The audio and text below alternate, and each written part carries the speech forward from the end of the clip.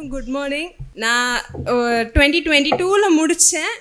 ஒரு வருஷம் எனக்கு பிரேக் நான் எடுத்துட்டேன். எனக்கு என்னோடய ஃபீல்டில் என்னால் போக முடியல, எனக்கு அதில் போக இன்ட்ரெஸ்ட் இல்லை. ஸோ அங்கே போகாமல் நான் ஒரு வருஷம் ரொம்ப யோசித்தேன் என்ன பண்ணேன் அப்படின்ட்டு இருக்கும்போது. ஸோ அந்த 1 இயரில் நான் வந்து ஐடி ட்ரை பண்ணேன், எனக்கு அது செட் ஆகலை. ஸோ அப்புறம் தான் வந்துட்டு சரி நம்ம போனால் பேங்க்குக்கு போகணும் அப்படின்னு சொல்லி தான் அதுக்கப்புறம் தான் வந்து இங்கே ஜாயின் பண்ணேன்.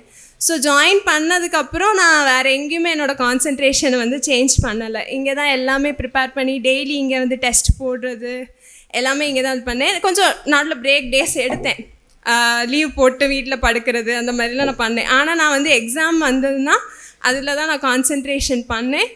ஸோ அந்த எப்பவும் போல் எல்லோரும் படிக்கிற மாதிரி தான் படித்தேன்.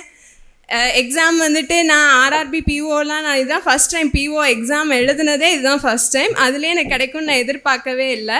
பட் இங்கே நான் டெய்லி வந்து எக்ஸாம் எழுதுனதும் அதில் எனக்கு டவுட் எல்லோரும் கிளியர் பண்ணதும் தான் வந்துட்டு நான் பாஸ் ஆனதுக்கே ஒரு பெரிய ஒரு காரணம்.